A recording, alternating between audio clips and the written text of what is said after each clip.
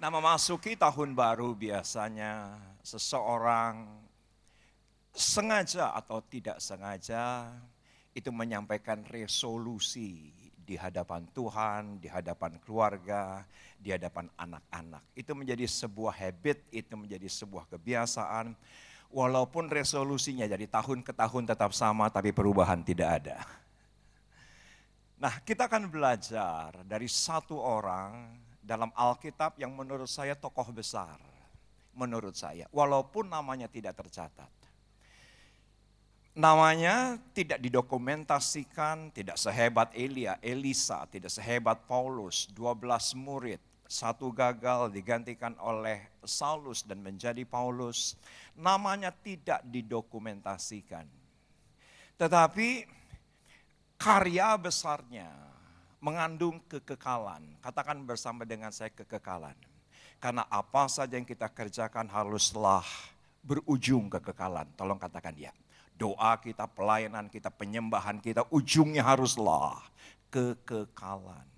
Walaupun nama daripada tokoh yang kita akan pelajari pagi hari ini tidak tercatat, tetapi toh terbukti karyanya mengandung kekekalan. Yuk sama-sama kita buka Markus 14 ayat yang ke-12, 13, 14, 15. Kita akan eksposisi, kita tidak akan lari kemana pun ayat yang lain, tetapi kita akan lihat perikop yang hebat, yang menurut saya sangat jarang dibahas di gereja, yang mana tokoh ini bukan memberikan resolusi, tapi realisasi.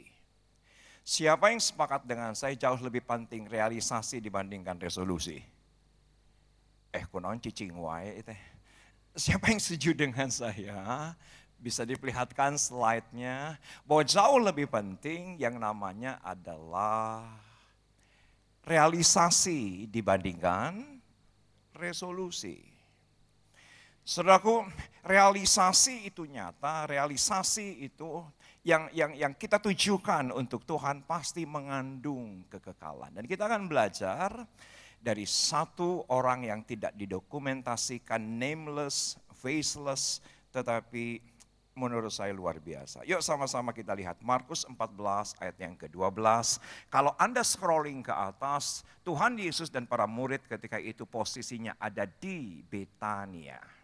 Saudaraku ya, saya setuju bahwa tujuan Yesus pasti ke Yerusalem. Tetapi Yesus tidak pernah bermalam di Yerusalem. Yesus tidak pernah semalam pun dari dokumentasi arkeologi. Saudaraku, saya dapati Yesus bermalam di Yerusalem. Dia selalu bermalam di Betania. Betania, saudaraku kenapa? Karena arti Betania dalam bahasa Ibrani adalah house of poor, rumah miskin. Tetapi ada terjemahan lain, menarik menurut saya Betania artinya house of death, rumah kencan. Disitulah Yesus jatuh cinta, Yesus hatinya kepincut, hatinya tercuri. Bukan karena pemandangan alam dari Betania, tapi ada satu keluarga yang begitu mengasihi Yesus. Maria, Marta, dan Lazarus. Tolong katakan ya. Saudaraku, kenapa Yesus tidak pernah bermalam di Yerusalem? Karena jelas, saudaraku, sejarah Alkitab mengatakan mereka against daripada Yesus. Jelas. Saudaraku, tidak seperti orang-orang Tiberias yang lebih metropolis, lebih terbuka. Tapi orang-orang yang ada di Yerusalem selalu menolak, selalu mengkritik, selalu bully yang namanya Tuhan Yesus. Maka dia selalu bermalam di Betania, bukan karena pemandangan alamnya dia jatuh cinta, tapi karena satu keluarga. Saudaraku, percaya saya, Ciwidey, kampung saya jauh lebih bagus dibandingkan Betania. Yang cinta kearifan lokal, tolong tangan kirinya di atas. Saya asli Ciwidey, Kang. Saya dari sedikit orang Ciwidey yang dipilih Tuhan, yang dipanggil Tuhan menjadi pelayan Tuhan. Dan satu anugerah dari kampung kecil di selatan kota Bandung, saudaraku, ada Ciwidey. Kemarin liburan Natal, Tahun Baru, saya berkesempatan bersama dengan keluarga untuk berlibur di kampung ayah saya, yaitu adalah Garut. Dan ketika ibu saya yang asli Ciwidey, Isa kumaha, ai Garut teh leuwih saya ti Ciwidey atau kumaha, atau Ciwidey anu leuwih tenang, saya akan terjemahkan. Tenang, saya akan terjemahkan. Saudara wajahnya sedih semuanya. Saudaraku, ibu saya berkata, gimana Garut lebih bagus dibandingkan Ciwidey? Aku bilang Garut itu kabupaten, jadi dari berbagai kecamatan, masing-masing kecamatan punya daerah wisatanya. Jadi untuk satu ke tempat yang lain itu bisa 30-20 menit, berbeda dengan Ciwidey, cuma satu kecamatan. Tetapi ada Kawah Putih, ada Situ Patenggang, ada Pangalengan. Saudaraku, semua komplit di satu kecamatan. Percaya saya, Betania tidak sebagus Ciwidey. Tolong katakan ya, apakah saya kurang meyakinkan Anda? Saya cukup meyakinkan Anda Ciwidey lebih bagus. Saudaraku, Betania, sekian kali saya ke Israel. Pagi kalau saya ingin ke Betania, telepon dulu pengawas otoritas yang ada di sana, selalu saja ditolak. Kenapa? Karena sekarang dikuasai oleh garis kiri daripada Palestina. Tidak mudah untuk masuk ke Betania. Saya berdoa Oktober nanti bersama dengan NDC Holy Land, saudara ke Betania. Perhatikan ayat di bawahnya 12, pada hari pertama dari hari raya roti tidak beragi, pada waktu orang menyembelih domba Paskah, murid-murid Yesus berkata kepadanya, ke tempat mana engkau kehendaki kami untuk pergi mempersiapkan perjamuan Paskah bagiku? Dan inilah Paskah yang terakhir. Siapa yang sepakat dengan saya yang terakhir pasti penting? Tolong katakan ya. Saudaraku, pesan yang terakhir pasti penting, iya gak sih? Saudaraku, ibadah yang terakhir itu pasti penting. Segala sesuatu yang terakhir pasti penting. Dan ini adalah Paskah yang terakhir, perjamuan malam yang terakhir. Ini momentum penting, dan ketika posisi mereka ada di Betania, mereka menanyakan kepada Tuhan Yesus, di mana kita mempersiapkan perjamuan Paskah. Ini sesuatu yang penting. Perhatikan ayat yang ke-13. Lalu ia menyuruh 2 orang, saudaraku, kitab sinopsis yang lain, sinoptik yang lain, maaf, saudaraku menyebutkan ini adalah Yohanes dan Petrus. Muridnya dengan pesan, pergilah ke kota tentunya, yaitu adalah Yerusalem. Di sana kamu akan bertemu dengan seseorang yang membawa kendi berisi air, ikutilah dia. Saudaraku, ini bukan sesuatu yang mudah. Kenapa? Pada zaman itu orang tidak membawa kendi berisi air, tapi orang membawa kendi berisi anggur. Dan bayangkan saudaraku, 2 orang, Petrus dan Yohanes harus masuk ke kota. Perhatikan, kalau ada orang yang bawa kendi berisi air, ikuti dia. Sepakat nggak dengan saya pasti culang-cileng? Katakan bersama dengan saya culang-cileng. Katakan saja culang-cileng, kalau pendeta katakan karena ketaatan itu akan membawa berkat. Saudaraku, tolong perhatikan, saya bisa membayangkan Petrus dan Yohanes, dia lihat satu kendi, anggur.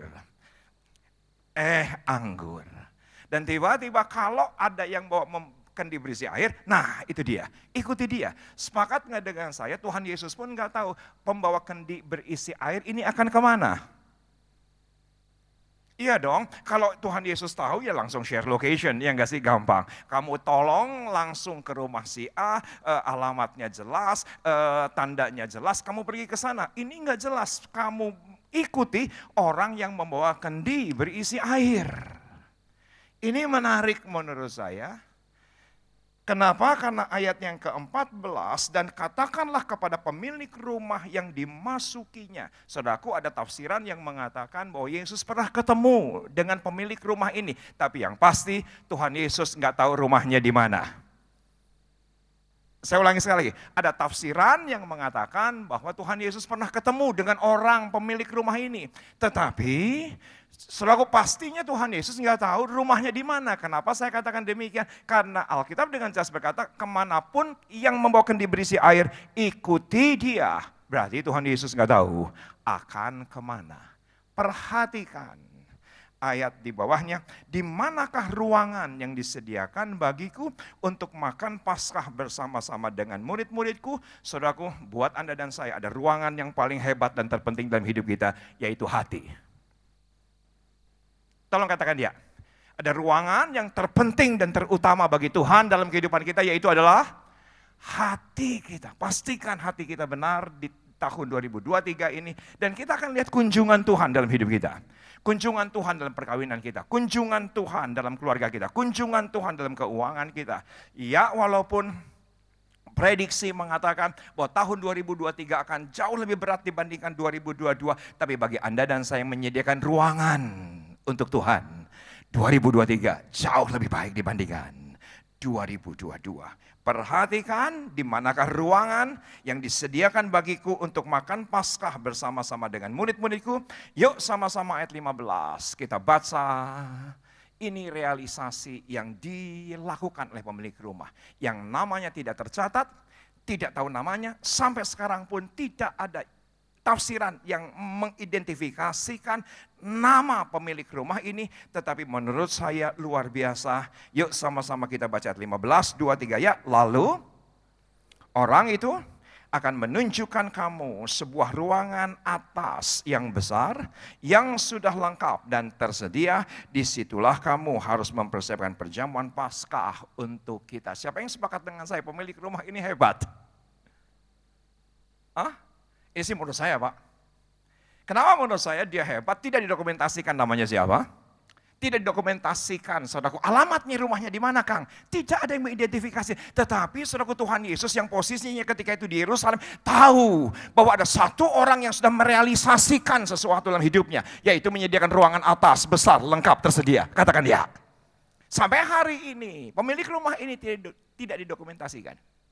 Namanya siapa, dan saya senang. Justru saya senang tidak dokumentasikan, itu menjadi refleksi figuratif Anda dan saya. Tolong katakan dia. Yang 2023 menyediakan ruangan atas besar, lengkap, tersedia. Bukan sekedar resolusi, tapi realisasi. Sampai di sini oke?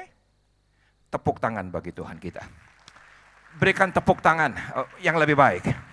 Dan imani itulah Anda, itulah saya. 2023 kita realisasikan ruangan atas besar, lengkap, tersedia. Tuhan Yesus nggak tahu pemilik rumah ini siapa, Tuhan Yesus nggak tahu rumahnya ada di mana, tapi Yesus dari Betania sudah mengidentifikasikan ada seseorang yang merindukan kehadirannya.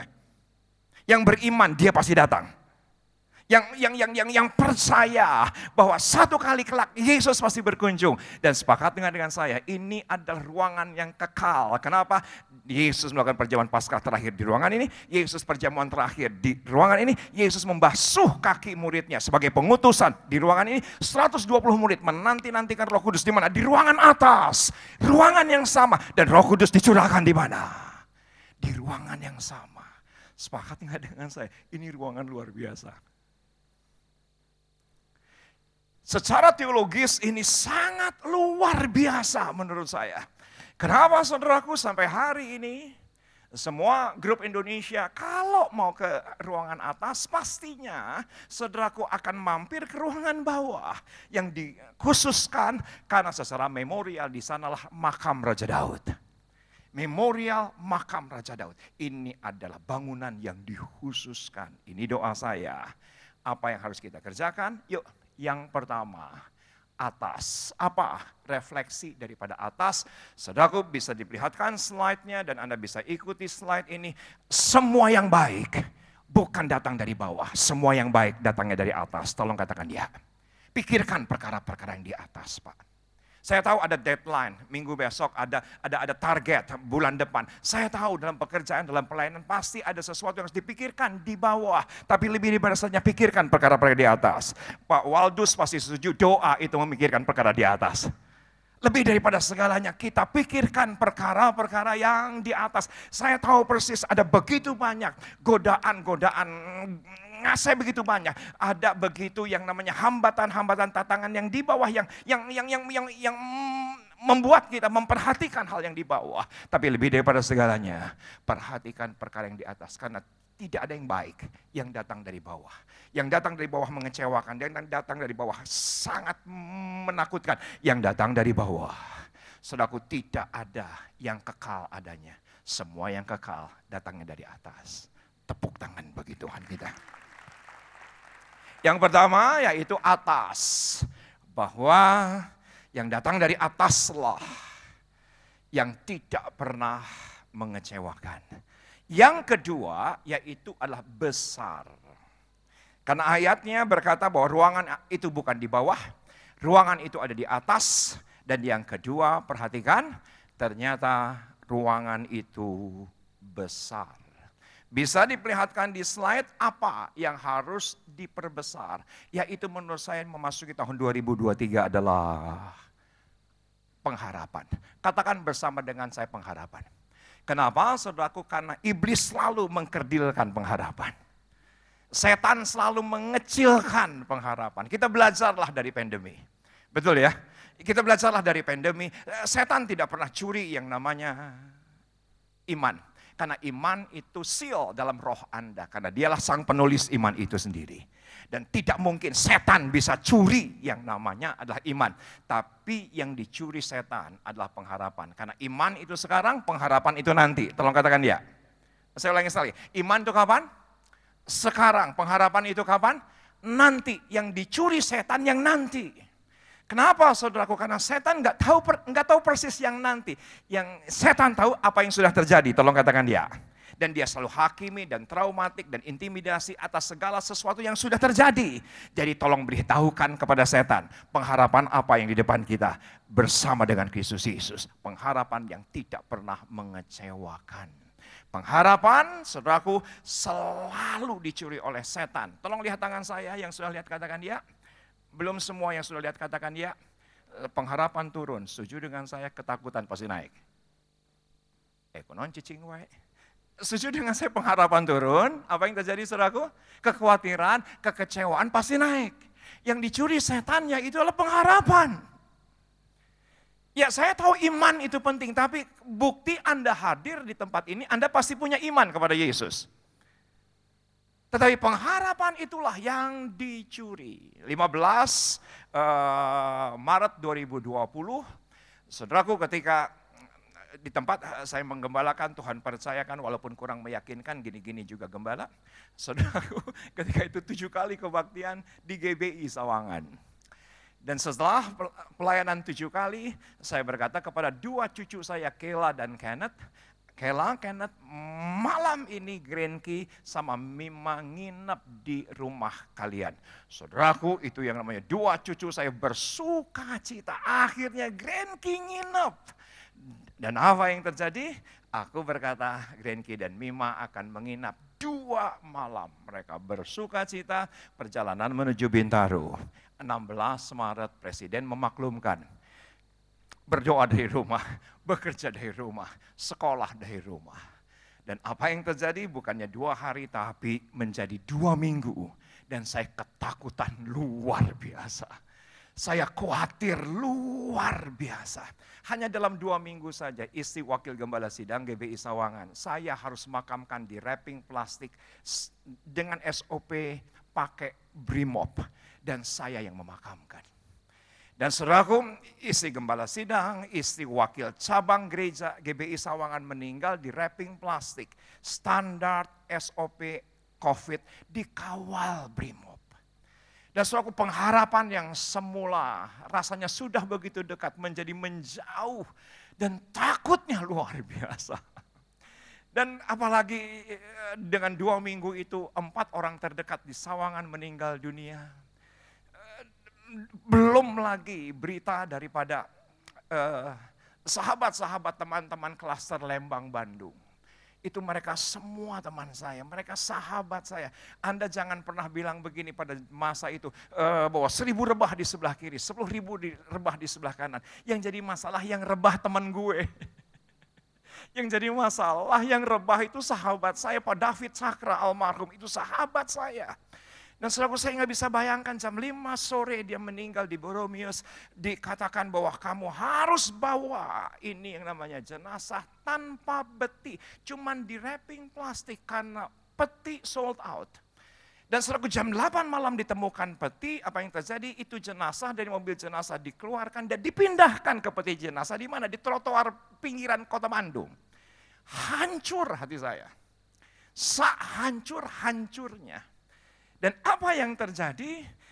Keliling Cimahi nggak ada pemakaman, keliling Bandung tidak ada pemakaman. Jam 1 dini hari di Pekarangan Pandu, saudaraku, mereka sudah lelah Dan ada seorang preman itu aya naon di dieu teh meni rame-rame kieu nya ieu aya mayit di kamana teu ditarima geus we atuh kieu eta ditukangeun pandu aya kuburan cenah eta teh bekas tentara Belanda tapi adanya bukan di tanah tapi di lemari. Yuk rame-rame kita bongkar lemarinya, diambil tulangnya dipindahkan ke lemari sebelahnya dan jenazah itu dan petinya sampai detik ini ada di lemari itu. Hancur saya. Satu demi satu klaster hancur dan saya tahu persis bahwa ketika anak-anak saya, Keisha, Belle, 2 cucu, Elsa terutama istri saya memberikan kekuatan. Pak, kuat, jangan nangis terus, kuat, jangan nangis terus. Setuju nggak dengan saya yang dicuri setan itu pengharapan? Kenapa? Agar kita ketakutan menjadi naik, anxiety menjadi naik, keresahan menjadi naik, dan akhirnya bisa banyak hal tercuri oleh iblis. Ini doa saya, pengharapan kita tetap teguh. Tolong bagi yang tertarik mencatat, boleh catat, walaupun Anda menyerah kepada pengharapan, pengharapan tidak pernah menyerah kepada kita. Tolong katakan ya. Walaupun kita rasanya tidak lagi punya dasar untuk berharap, tapi pengharapan tidak akan pernah menyerah kepada Anda. Tidak akan pernah menyerah kepada kita. Dan kita keluar lebih daripada pemenang. Yang ketiga, ruangan itu yang pertama atas, yang kedua besar, dan yang ketiga lengkap. Katakan bersama dengan saya lengkap. Dan saudaraku yang ketiga bisa diperlihatkan slide-nya. Saudaraku perlengkapi terus diri dengan dasar kerendahan hati. Perlengkapi terus. Kita upgrade diri kita. Kapasitas kita diperbesar dengan dasar kerendahan hati. Karena kepada yang rendah hati, kesanalah air itu mengalir. Setuju dengan saya? Air yang digambarkan adalah Roh Kudus sebagaimana Yehezkiel keluar dari bait suci, mengalir ke Araba Yordan. Kenapa ke Araba Yordan? Kan di sana ada laut mati. Saudaraku, laut matilah titik terendah di muka bumi. Setuju dengan saya? Air selalu mengalir ke tempat yang lebih rendah. Tidak ada dasarnya air, saudaraku, itu mengalir ke tempat lebih tinggi. Yang paling sulit dikalahkan bukan orang pintar, yang paling sulit dikalahkan bukan orang cerdik. Menurut saya yang paling sulit dikalahkan adalah orang rendah hati. Orang yang rendah hati akan pakai Tuhan. Dan ketika 2 minggu itu apa yang terjadi? Saudaraku, hampir 700 pelayanan dibatalkan sepanjang 2020. Keuangan hancur, jemaat dalam keadaan hancur, teman-teman dalam keadaan hancur. Dan akhirnya tanggal 22 Maret kami tidak ada ibadah online. Teboga nanaon, teboga sasaha. Katakan bersama dengan saya, teboga nanaon, teboga sasaha. Teboga nanaon, teboga sasaha, nanaon, sasaha. Dan akhirnya saudaraku apa yang terjadi? Ya kita ikutin aja jemaat kemanapun ibadah online yang ada. 29 Maret tidak ada ibadah online. Dan saudaraku, saya nggak tahu upload itu apa, saya nggak tahu decoder itu apa. Teu nyaho, saudaraku, dikumahakeun eta bisa aya dina asupkeun bisa asup ka laptop. Teu nyaho dikumahakeun kita nyaho. Dan saudaraku apa yang terjadi? Tapi tanggal 5 April dipaksa dan terpaksa harus bikin ibadah online. Kenapa? Karena jemaat GBI Sawangan dia harus dilayani. Dan apa yang terjadi? Akhirnya saksinya menggunakan handphone ini, ibadahnya lewat Zoom. Tapi setelah ibadah, Keisha putri saya bilang begini, Papa tahu nggak? Papa tuh barusan ternyata khotbah untuk 100 gereja, karena undangan Papa dari 4-5 rayon sekaligus. Dan ternyata Papa justru tidak perlu kemana-mana, tapi bisa kemana-mana. Dan apa yang terjadi? Karena nggak punya apa-apa, nggak punya siapa-apa, ya kita cuma merendahkan hati di hadapan Tuhan. Tetap ada bagian kita, saya jual mobil, rencana jual rumah, jual beberapa aset, membangun production apa adanya. Dan akhirnya menjangkau banyak jiwa, melebihi sebelum pandemi. Tolong katakan ya, walaupun saudaraku ada akibatnya. Akibatnya yaitu begitu banyak orang berbondong-bondong untuk dibaptis. Ini masalah menurut saya. Kenapa? Karena physical distancing, ya nggak sih? Buat saya masalah. Bulan-bulan April kami tidak adakan baptisan, padahal 29 tahun gereja kami setiap bulan pasti ada baptisan. Setengah orang pun saya tetap layani. apalagi 1 jiwa. Dan apa yang terjadi? Saudaraku, bulan Mei tidak ada ibadah baptisan. Bulan Juni ada ibadah baptisan dan saya berkata di kolam renang saja. Di kolam renang saya di mana tempat biasa saya berenang. Jam 2 siang meh sasaha, nanaon, nu ngalalajonan, moal heboh. Dan apa yang terjadi? Ringkas sekali ternyata. Ibadah baptisan masa pandemi dalam nama Bapa, Anak dan Roh Kudus dalam Yesus Kristus agar segala sesuatunya mati asup sorangan keluar sorangan. Nah, gitu saudaraku. Jadi teu kudu hiji-hiji diasupkeun da moal mungkin tuh diasupkeun hiji disinfektan heula, keluarkeun di caina, angkat tadi hand sanitizer da atuh mun belasan jelema teh irah anggeusna bener teu. Saudaraku tenang, saudaraku kalau saya ngomong bahasa Sunda berarti itu enggak terlalu penting. Oke? Itu enggak terlalu penting. Tenang saja saudaraku, itu bukan esensi khotbahnya. Dan perhatikan apa yang terjadi, ternyata dari mana-mana Kang yang baptisannya. Saya nggak pernah bisa lupa di 1 bulan saudaraku, ada yang baptisan sudah mau berlangsung, tapi ternyata venue daripada baptisannya sudah di-booking orang kawinan. Jadi ini kolam, saudaraku, apa yang terjadi di sini bakso, sini gado-gado, di sini soto, waduh rame. Nah saya bilang nggak mungkin kita jadi tontonan. Gini aja kita doa lebih kencang dan selesai doa. Hujan besar, kawinan bubar. Dan kita bersuka cita sekali. Dan aku berkata nggak mungkin kita batalin dari Bogor, dari Kerawang, dari mana-mana. Hayu orang asup ayeuna membawa sasaha. Dan ketika masuk dalam keadaan masih gerimis Kang. Kakak daripada yang menikahkan ngamuk. Dia bilang tidak mungkin perkawinan adik saya ada acara Kristen seperti ini. Saya dapat hikmat. 2 menit Bu beres, dia nggak nyangka. Dalam nama Bapa, Anak dan Roh Kudus dalam Yesus Kristus. Agar segala sesuatunya mati, asup sorangan, keluar sorangan. Jadi saudaraku, mau 10 orang sama, 20 orang sama, 30 orang sama. Kan betul? Nggak perlu disebutin namanya masing-masing. Kalau PPKM level 4 apa yang terjadi? Ketika semua kolam renang tutup. Saya beberapa waktu yang lalu iseng, mau nggak di baptisnya di kolam koi rumah saya. Saudaraku, dari agama lain yang dibaptisan di kolam koi rumah kami, saudaraku, itu 6 jiwa. Dan orang berbondong-bondong. Dan apa yang terjadi ketika ada seseorang yang memposting, aku dihujat. Ini pendeta kurang rohani, menistakan sakramen kudus. Saya cuma berpikir secara teologi dan saya bisa tanggung jawabkan secara teologi, setuju dengan saya 2000 tahun yang lalu. Ketika Yesus dibaptis di Sungai Yordan, pasti ada mujair. Lah pinterlah sedikit. Saudaraku ya kumaha deui maknya kudu diangkat heula hiji-hiji atuh. Da moal mungkin atuh saudara netizen memberikan usulan, angkat dulu koinya baru masukin orangnya. Nah iraha anggeusna. Tapi yang luar biasa Kang, April 2022. Saya tahu persis yang akan dibaptiskan itu seseorang yang bukan dari Kristen. Dan setelah dibaptiskan, aku tuh tanya, Pak Punten, Bapak jadi Kristen itu karena Karena diinjili? Tidak. Karena dengar kesaksian? Tidak. Karena lihat YouTube? Tidak. Karena lihat mimpi? Tidak. Didatangi malaikat? Tidak. Saudaraku, ajaib menurut saya. Karena April 2022 dia mengambil keputusan untuk dibaptis.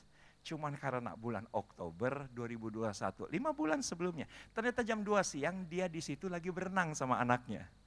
Dan ketika lagi berenang di jamah Tuhan, dibaptis. Tepuk tangan bagi Tuhan.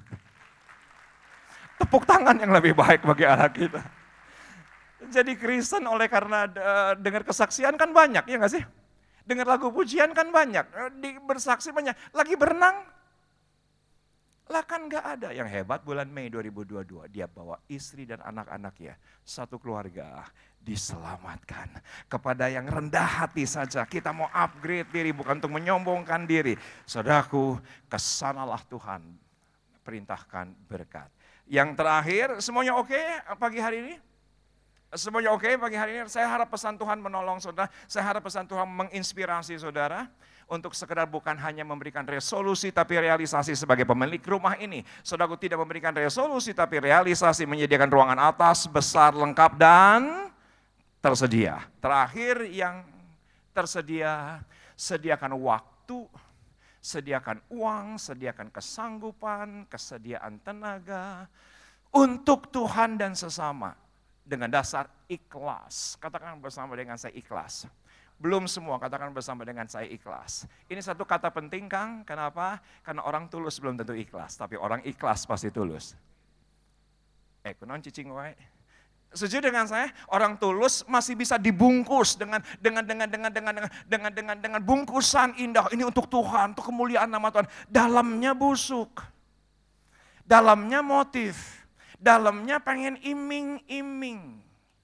Saudara, kita harus belajar soal keikhlasan. Menurut saya ikhlas itu penting. Dan sepakat nggak dengan saya Yesus mengasihi Anda ikhlas? Ikhlas itu Yesus.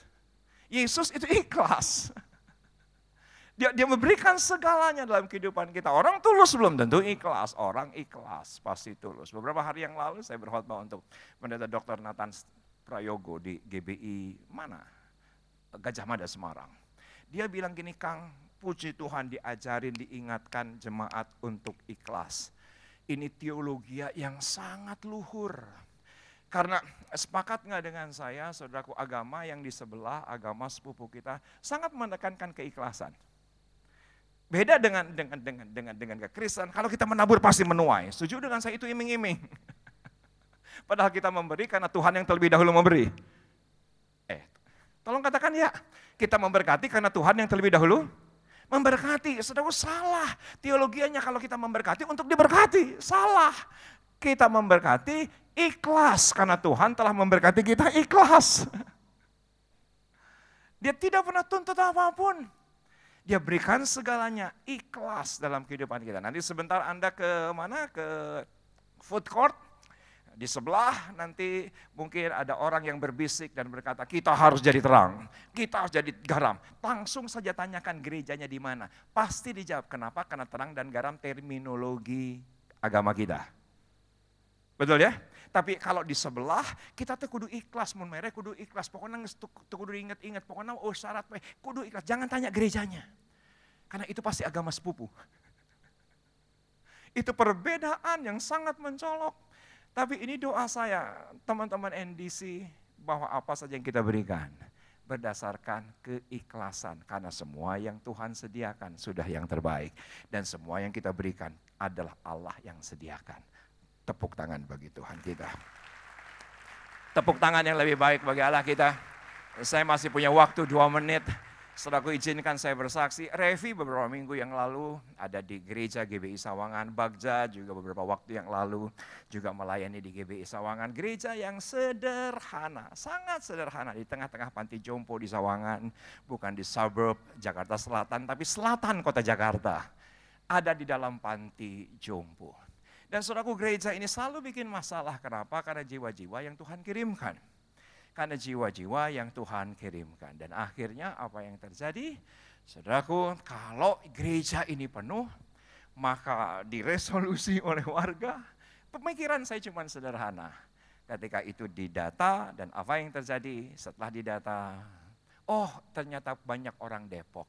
Kita buka Depok, orang Depoknya dipindahkan. Jadi saudaraku, kalau misalnya gereja ini penuh, apa yang terjadi? Oh, ternyata ini karena orang-orang Pamulang, kita buka Pamulang, orang-orang Pamulang dipindahkan. Jadi kami bertahun-tahun selalu menabur jiwa. Tapi setuju dengan saya itu perlu keikhlasan. Dan sekarang sudah 20 kali ngusir, udah gak tahu lagi ngusirnya kemana. Dan akhirnya ya jadi 7 kali kebaktian.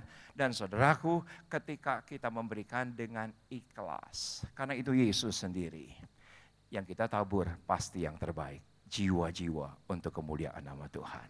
Tepuk tangan bagi Tuhan. Yuk sama-sama kita bangkit berdiri. Teman-teman pemuji, penyembah mempersiapkan satu pujian. Yaitu adalah lagu lawas, tapi saya suka. Judulnya adalah Mataku Tertuju Kepadamu. Puji nama Tuhan. Ada satu slide yang masih ada di depan saya, bisa diperlihatkan. Ini satu kata penting, antisipasi tidak pernah berkhianat. Katakan bersama dengan saya, antisipasi tidak pernah berkhianat, katakan ya. Bukankah pemilik rumah ini mengantisipasi? Saudaraku, mobil yang paling mewah pun tetap ada ban serepnya. Bukan karena kurang iman, Kang, kita melakukan sesuatu untuk Tuhan. bukan karena kurang pengharapan, tapi kita tetap harus melakukan apa yang menjadi bagian kita. Sediakan ruangan atas, besar, lengkap, dan tersedia. Antisipasi, tidak pernah berkhianat.